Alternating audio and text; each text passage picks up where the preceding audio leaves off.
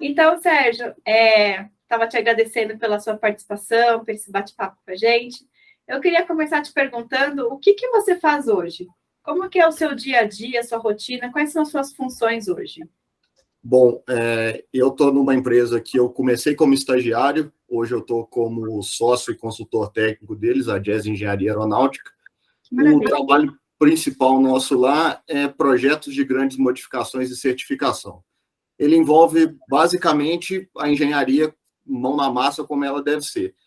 A gente pega demandas de clientes, transforma isso em projetos, esses projetos são validados junto com a ANAC emite uma autorização, a gente tem uma equipe, inclusive nossa, para fazer a instalação dessa modificação nas aeronaves, e depois disso a gente faz testes tanto no solo quanto ensaios em voo, a ANAC acompanha os resultados desses testes, assim que eles dão a aprovação final, o cliente recebe um documento para poder voar com o equipamento novo que ele tiver instalado. Que legal. Aí, a área, principalmente lá, está na parte de avaliação das estruturas. A gente divide lá em estruturas elétricas e a interface de aviônicos, que são sistemas de navegação da aeronave. Que legal. E, Sérgio, só para eu ter um exemplo assim mais prático, vamos supor que os aviões da Gol querem colocar a internet a bordo ou alguma, sei lá, televisão a cabo com filmes ilimitados nas aeronaves. Eles precisam ter uma consultoria sua para ver como que isso vai acontecer, o tipo de antena, tal, tipo isso que vocês fazem ou não? É isso, só que para aeronaves de porte, o que a gente chama de aviação geral, aviação privada e táxi aéreo.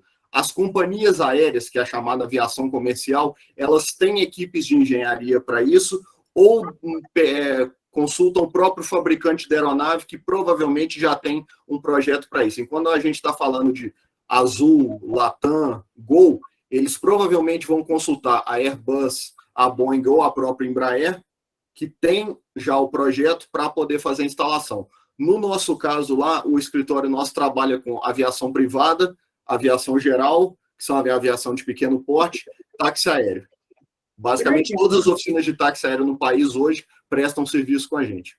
Que maravilha. Então, assim, qualquer empresa de táxi aéreo quer colocar alguma coisa adicional na sua aeronave, contrata você para ver se realmente pode, se é seguro, se é viável, vocês fazem os testes. A gente faz a análise tem toda uma cadeia. Ela envolve, primeiro, uma viabilidade técnica, para ver se aquele equipamento que o cliente quer colocar, se ele é viável de ser instalado na aeronave.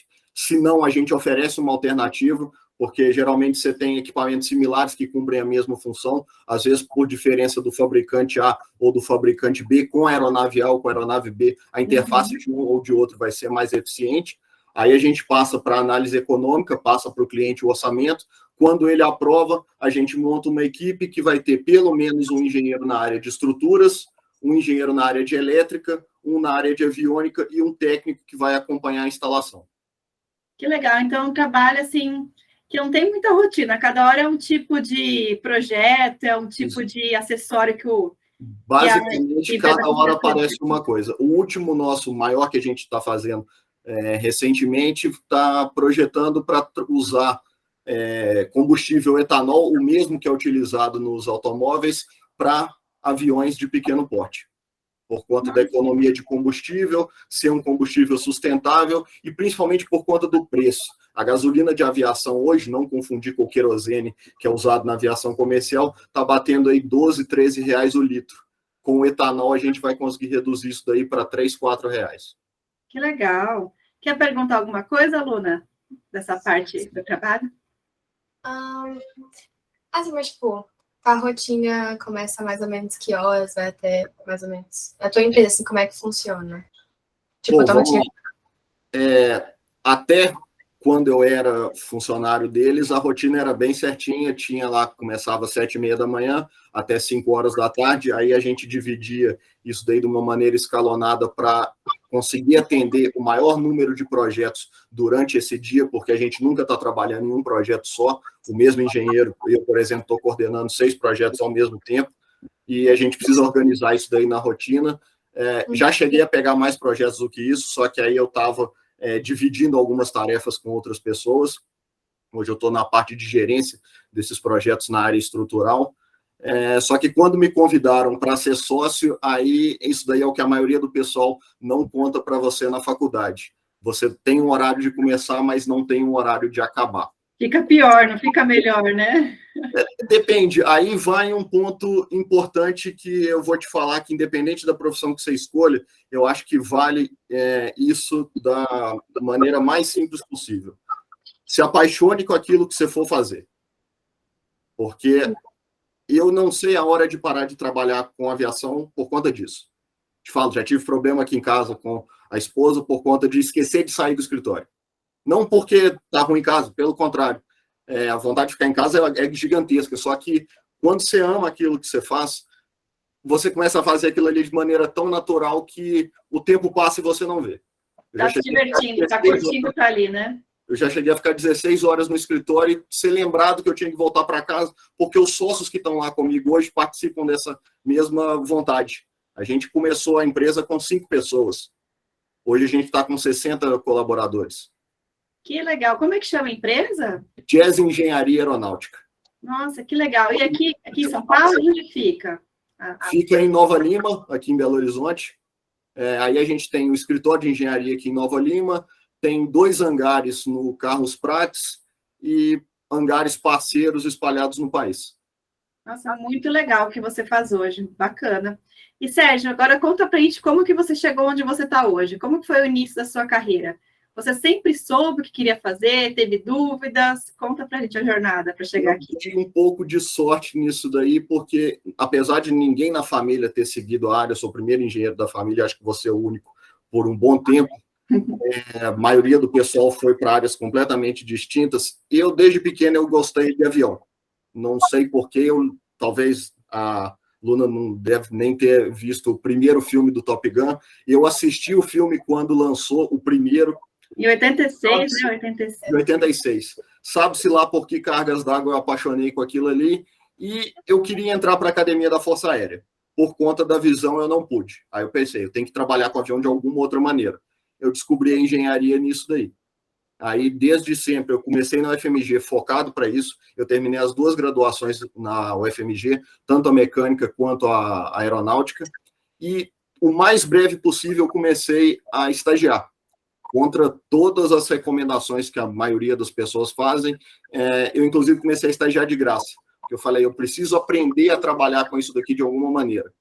E o primeiro susto do estágio acho que todo mundo vai passar por isso, por mais que sejam excelentes as suas notas, a hora que você sentar para fazer a engenharia de fato, você vai ver que infelizmente, existe uma distância muito grande entre o que a faculdade ensina e a forma com que você sabe aplicar aquilo ali. Não é um defeito da faculdade, e não é um defeito seu. É só uma falta de tempo, porque não tem como a faculdade te passar tudo. Então, você vai aprendendo aquilo ali no dia a dia. Os primeiros 6 meses eu trabalhei sem receber, só para aprender, consegui resultados bons. Aí o pessoal me chamou, eu fiz 2 anos de estágio. No 3º ano que a faculdade não ia renovar o contrato de estágio, eles me aceitaram continuar trabalhando por fora. Assim que eu formei, eu virei consultor técnico deles, e em 2015, final de 2015, meados de 2016, eu me tornei sócio. Que legal. Então, foi uma carreira bem, né, reta, assim, na empresa que você iniciou o estágio, você está até hoje é sócio. E o que você disse? Pode falar. Um adendo para tentar ampliar um pouco a cabeça aí da aluna. A maioria das pessoas que vêm em engenharia aeronáutica hoje conseguem enxergar, quando muito, 2 empresas. Você sabe me dizer quantas empresas que precisam de engenheiros aeronáuticos hoje no Brasil existem? Sem falar da Embraer? Eu ia falar da Embraer, só. Também não. A Boeing hoje tem um escritório de engenharia no Brasil. A ACAER é a 3ª empresa principal no ramo, porque presta consultoria tanto para a Boeing quanto para a Embraer. Em 4º lugar está a Jazz Engenharia Aeronáutica, e tem 486 empresas de serviço aéreo especializado que demandam de engenheiros aeronáuticos no dia a dia delas. Legal. Dando engenheiro aeronáutico no mercado. Se você procurar no LinkedIn e deixar a busca de vagas lá, pelo menos uma vez por semana aparecem de 6 a 8 vagas de engenharia aeronáutica que não estão sendo preenchidas. Então, o mercado... Legal. Vocês vão saber. E justamente a demanda por engenheiros aeroespaciais vai aumentar, assim, como é que você acha que vai estar daqui, tipo, a 15, 10 anos, que é quando eu vou estar mais ou menos, tipo, entrando no mercado de trabalho? Como é que você acha que vai estar essa demanda? Vamos lá, tem um ponto importante que o pessoal como a gente está começando a engatinhar nessas novas tecnologias, já tem alguns protótipos voando, a chamada mobilidade aérea urbana.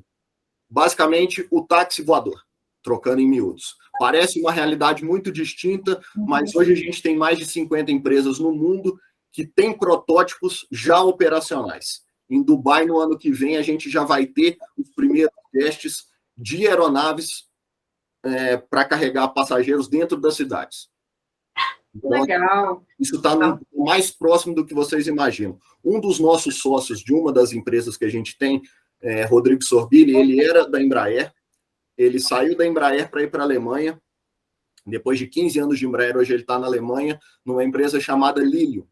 Ela é uma das empresas que, inclusive, alguns táxis aéreos brasileiros já colocaram um aporte para garantir a compra de aeronaves deles.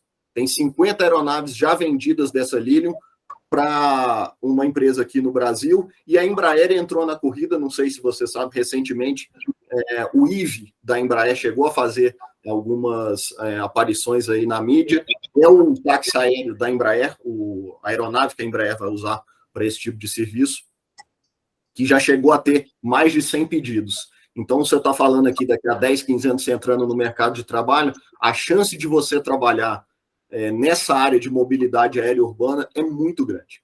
É muito grande. Com certeza. Acho específica, né, que você fala, assim.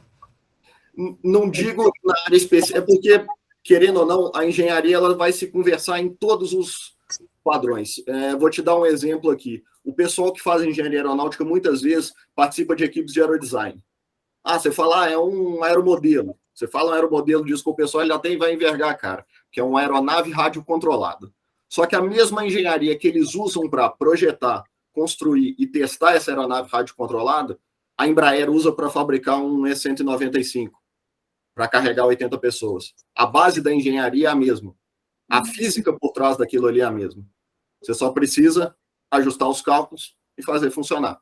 Então, não vai estar tão específico assim as habilidades para trabalhar com mobilidade aérea urbana.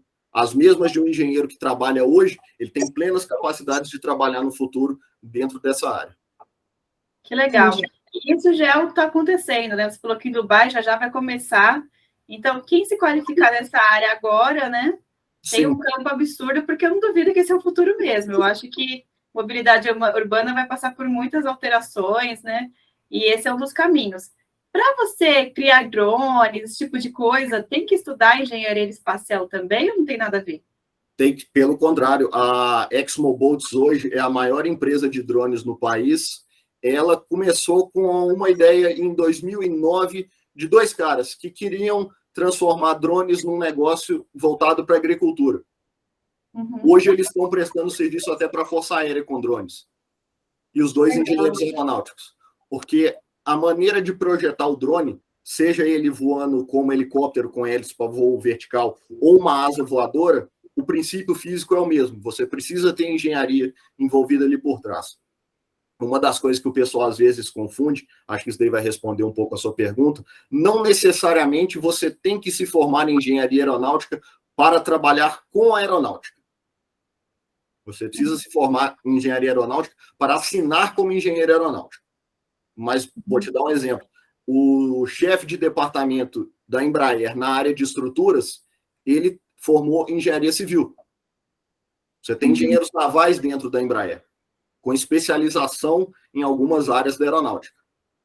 Entendi. Então, é mais amplo do que você imagina. E pensando nisso, na capacitação aí para a aluna, uma das coisas que a gente chegou a fazer por conta de ter passado por esse problema, que é assim que você começa o estágio, você já está lá com notas muito boas, 5º período, já começou a fazer matérias um pouco mais específicas da área, você fala, poxa, agora eu vou começar a trabalhar com engenharia. Aí você chega no primeiro dia de estágio, como eu falei, você não consegue conectar as coisas. A gente viu isso quando começou a contratar, a gente passou por isso, eu e os meus sócios, e a gente desenvolveu com a Embraer um portal de engenharia aeronáutica. Hoje, os chefes de departamento da Embraer têm cursos com a gente, online, cursos de formação livre, para quem estiver buscando ou se especializar ou conhecer um pouco mais a fundo da engenharia aeronáutica, a gente tem esse material aí. A gente chama de Portal Engenharia Aeronáutica. São mais de 20 cursos, alguns dos mais introdutórios até os mais avançados, e até o final do ano a gente espera estar com uma pós-graduação em engenharia aeronáutica totalmente online. Que legal, que maravilha. E isso acontece em todos os cursos à distância, que você aprende na faculdade, a prática da profissão. Então, isso acho que em qualquer curso, mesmo nos presenciais, como eu falei, acho que é por conta de uma falta de tempo da faculdade, porque não tem como ela te ensinar tudo em 5 anos, e o distanciamento da faculdade com a indústria. Porque às vezes a gente tenta se aproximar da faculdade e empata numa barreira burocrática. A gente já chegou a passar por isso também, e por conta de burocracia a gente não conseguiu avançar em alguns projetos. Entendi. E a faculdade? Né? É realmente pesada a matemática, física? Como que é, assim, você se recorda? Lembro bem, porque a gente usa isso até hoje. Matemática e física é algo que, se você gostar, com um pouco de esforço você consegue desenvolver aquilo. Porque passa a ser natural. Não tentar ficar focado na conta em si. Tenta ver o princípio básico atrás daquilo ali. Principalmente em física. Porque o cálculo ele tem uma metodologia já definida. Desde que você estude, eu recomendo que quanto mais exercícios... Matemática e física é prática. Quanto mais exercícios você fizer, mais aquilo ali vai ficar natural para você. Você vai chegar aí, se você começar bem no ensino médio, no primeiro semestre da faculdade, o segundo e terceiro semestre da faculdade não vão ser pesados a ponto de você querer desistir. Eu te falo que você vai passar por isso, talvez, lá no final, por conta de querer começar a aplicar aquilo que você aprendeu. Porque, às vezes, no final, a faculdade começa a ficar muito papel. Ela acaba ficando um pouco maçante. E você tem vontade, pelo menos na área de engenharia, o que acaba acontecendo com os alunos é: eu quero tirar as coisas do papel. Eu quero transformar a ideia num projeto. Mas a matemática e física, ela é forte do início até o último dia da faculdade e vai permanecer assim durante a sua jornada de trabalho. Mas, se você gostar, o entendimento ele é consequência. Legal. Porque, assim, uma grande questão para mim, porque, assim, eu amo muito física, assim, só que quando chega em matemática é mais ou menos. Então, assim, me preparar, acho que até para vestibulares específicos que eu vou fazer, tipo, que eu quero muito fazer ITA. Assim, então é um caminho até lá. Então, assim, eu tenho certeza que em preparatório e tal, eu treinaria muito a matemática, então quando eu chegasse na faculdade eu seria um Opa, travou. Eu acho que travou. Problema lá. Porque eu adoro física. Então, assim, por mim, esperaria Lu, as dificuldades. Espera que deu uma travadinha. Você pode voltar um pouquinho na sua pergunta? A matemática tem uma dificuldadezinha para você, né? Travou um pouco. Não, porque, tipo assim, eu quero fazer ITA e, tipo, para entrar tem que ter preparatório, além do terceirão. Então, eu sinto que quando eu chegasse na faculdade já estaria mais acostumada com a matéria, com certeza. Mas até lá é um caminho de bastante adaptação, né? Porque é bem pesado e tudo. Então, assim, você acha que daqui, tipo, eu conseguiria passar ou seria, tipo, muito difícil para uma pessoa que não é tão chegada em exatas, assim? Porque, Vou te responder essa pergunta com outra. Você seria apaixonada com a ideia de trabalhar com engenharia aeronáutica? Avião, quando você vê avião, você fica apaixonada de ver aquela máquina voando? Assim, eu estou mais para área espacial, assim, foguetes, satélites, essas coisas. Sou muito, muito apaixonada nisso mesmo. Então... E quando você vê a ideia de foguete, quando você vê a ideia de satélite, bate uma paixão que você fala: eu quero passar o resto da minha vida trabalhando com isso daqui? Sim. Então não tem dificuldade.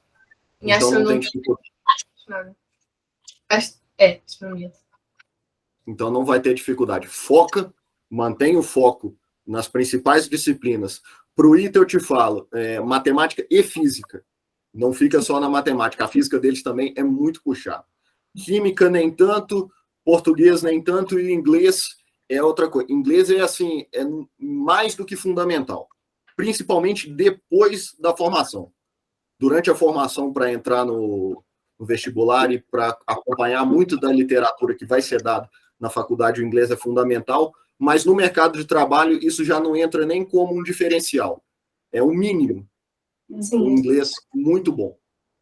Falando em inglês, uma pergunta, porque além do ITAS, se eu tivesse a oportunidade, eu gostaria muito de estudar fora, né, fazer faculdade fora, pelo menos esses 4, 5 anos. Então, assim, uma pergunta para ti, que, se tu pudesse levar a tua empresa para fora, ou até um trabalho paralelo, vamos supor, que tu não tivesse tua empresa, tu trabalharia, assim, fora por determinado tempo, como é que tu acha que é, assim, ir para fora para fazer o teu trabalho? Olha, é uma oportunidade de ouro, principalmente porque pela troca de experiências, apesar da engenharia nossa nessa área, tanto na aeroespacial, mais na aeronáutica, na aeroespacial eu diria que a gente perdeu um pouquinho com o acidente de Alcântara, mas qualquer oportunidade de desenvolvimento, seja fora do seu estado, seja fora do Brasil, eu acho ela válida. E se fosse para escolher um país hoje, eu iria para a Alemanha por conta do desenvolvimento que eu vi o meu sócio ter quando ele embarcou na Lilium. Ele abandonou 15 anos de Embraer, ele pediu as contas para buscar uma oportunidade na Alemanha. Com uma semana, ele foi chamado. Nossa, que incrível. Eu também vi que... Aí, um dos meus motivos para querer ir para o ITA também, assim, além de ser uma das melhores faculdades do Brasil, é que eu vi justamente que eles têm intercâmbios, né, parcerias. Uma faculdade da Alemanha, não lembro ao certo nome, mas também tem com o MIT. E eu já até comentei várias vezes com a Natasha que, nossa, se eu pudesse estudar no MIT, seria um sonho, né, poder, assim, estudar lá e até começar uma carreira lá e ficar por lá. Então, por isso, essa opinião, que tu que já tem muita experiência, é importante saber, porque, né, assim, começar a vida lá fora é mais difícil do que aqui no Brasil, que tu já sabe de como tudo funciona, assim, vamos dizer.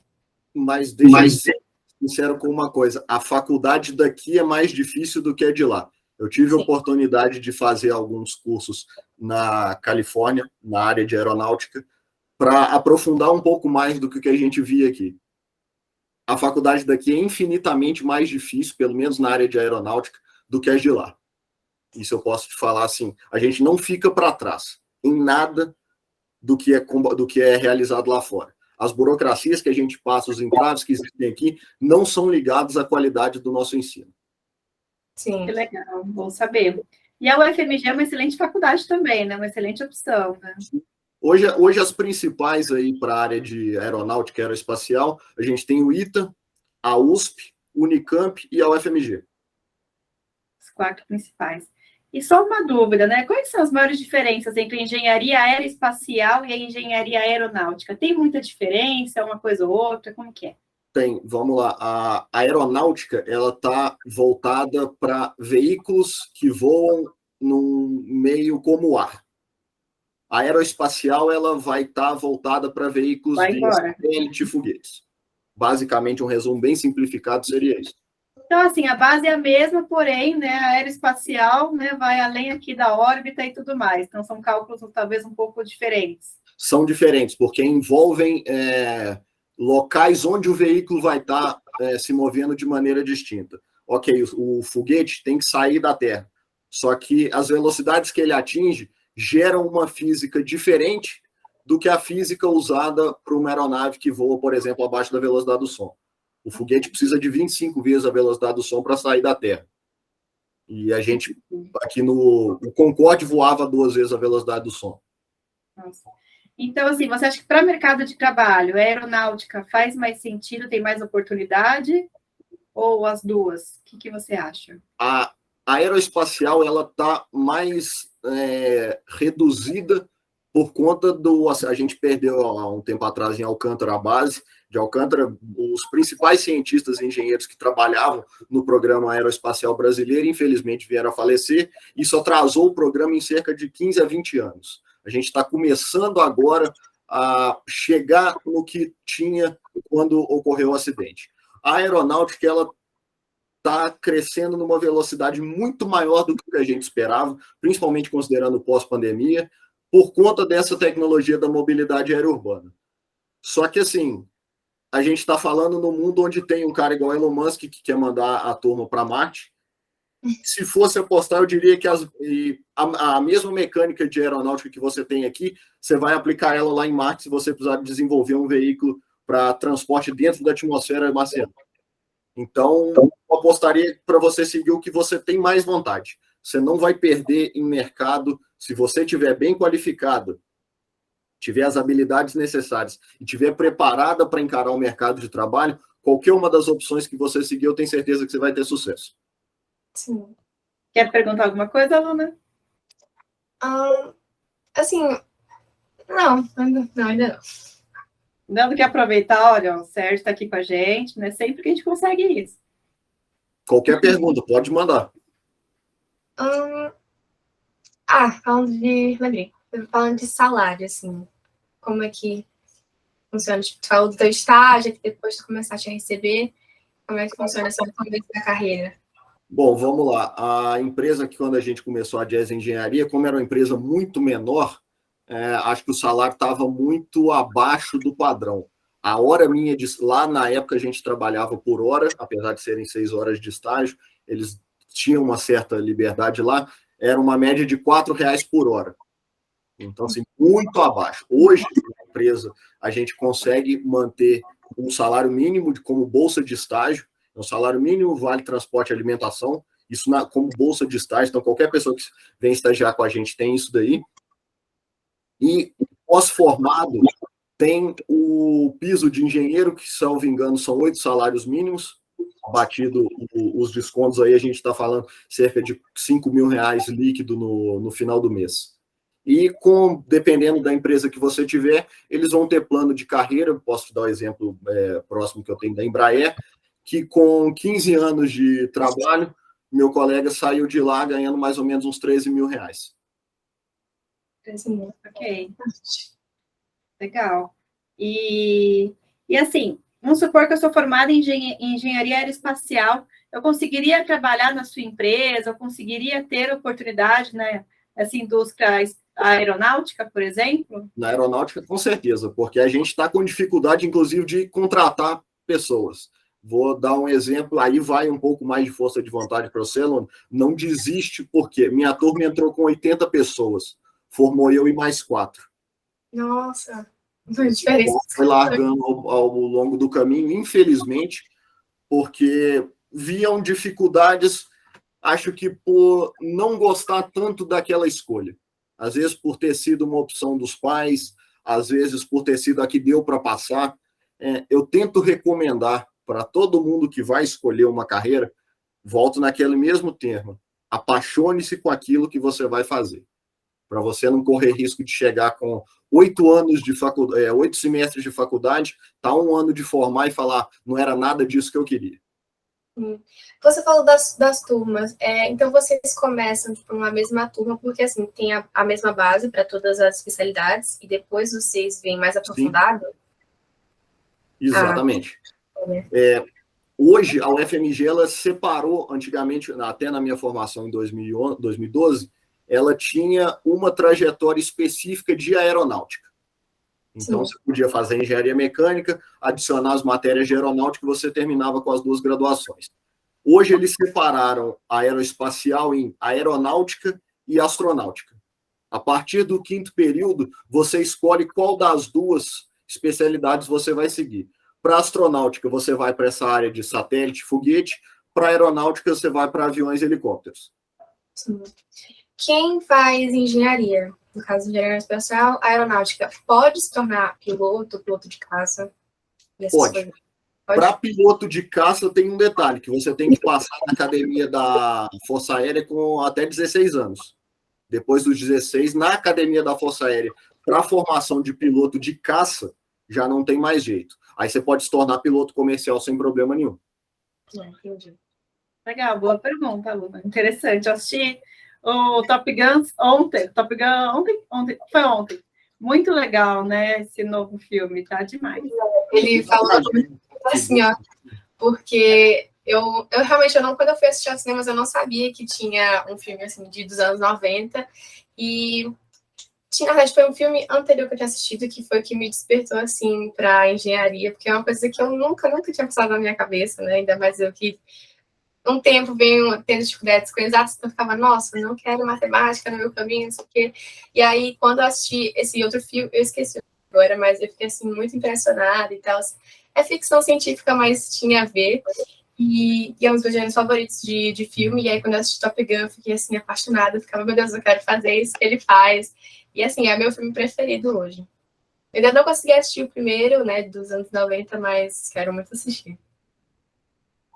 Muito bom. Vale a pena, vale a pena. Então, Sérgio, o que você acha que é importante a pessoa ter, né? Você já falou que é importante ser apaixonado por aviação, né? Ou por foguete, esse tipo de coisa. Mas tem mais alguma dica, alguma coisa que você costuma orientar as pessoas na hora de escolher esse caminho da engenharia aeronáutica ou espacial? Tem alguma dica que você daria para a gente? Olha, é não desistir independente da adversidade, porque vão ter dias que a faculdade vai parecer mais difícil do que o padrão, vão ter dias que você vai olhar para aquela quantidade de livro e vai perguntar o que você está fazendo ali, mas aí você lembra, voltando de novo, eu estou usando as palavras, inclusive, do meu orientador, apaixone-se por aquilo que você faz. Se quiser, a gente tem até, posso até te passar, no canal nosso do YouTube, do Portal Engenharia Aeronáutica, tem uma mesa redonda com o vice-diretor de engenharia da Embraer e o professor Paulo Scoldi, que foi meu orientador da faculdade, falando exatamente sobre isso. Um pouco do futuro do mercado de trabalho, o que o engenheiro, o que o aluno precisa ter para se tornar um engenheiro de sucesso, se for entrar para a área mais técnica. Nunca deixar de se aprimorar, não para de estudar, mesmo depois de formado, e mantenha o inglês afiado. Com isso daí, não tem como dar errado. É isso aí. Ainda mais lembrando, né, disso que você falou, do táxi aéreo, os drones. Fala-se de encomenda, entrega por drone, muita coisa vai acontecer, né? Eu vi drones apagando incêndios, tal. Então, assim, tem muita utilidade para essa questão de aviação. E, além disso, né, tem a colonização, né, que o Elon Musk está tentando fazer na Lua, em Marte, passeio turístico, né, na órbita. Então, assim, daqui a gente vai tirar o pé do chão cada vez mais, né? Vai conseguir cada vez mais alçar voos aí. Então, essa área, com certeza, daqui para frente só vai ser mais valorizada. Uma última notícia aí, tem um mês e meio, mais ou menos, que Embraer, Boeing e AKR liberaram mais de 1.600 vagas de engenharia aeronáutica, que não foram preenchidas até hoje. Ou seja, está faltando engenheiro no mercado. E vai continuar faltando com o desenvolvimento que o planeta está tendo. Não tem como. Engenharia precisa de gente capaz de executar esse tipo de serviço. Muito bom. Luna, quer falar alguma coisa? Última pergunta? Não, acho que já foram todas as minhas perguntas agora. Maravilha. Maravilha, Sérgio. Muito obrigada. A gente vai continuar seguindo você no Instagram. O portal eu já acessei, mas eu vou passar o link para a Luna olhar também os cursos que você tem lá. Eu queria te agradecer pela clareza, o jeitinho que você explicou e contou sobre o curso, assim, ficou muito claro, né? Muito simples, assim, dentro do possível. Né? Por mais que é um curso um pouco complicado, e sabe que é matemática, física, né? Mas ficou claro e muito fácil, assim, a sua didática para compreender como que é a profissão. Muito obrigada. Estou à disposição aí, se vocês tiverem alguma dúvida. Se você quiser passar o meu e-mail para a Luna também, se você quiser tirar alguma dúvida adicional, mandar alguma pergunta, algum colega seu quiser mandar alguma pergunta também, me coloca à disposição para ajudar. Eu tenho interesse de ver o mercado da aviação brasileiro decolar cada vez mais.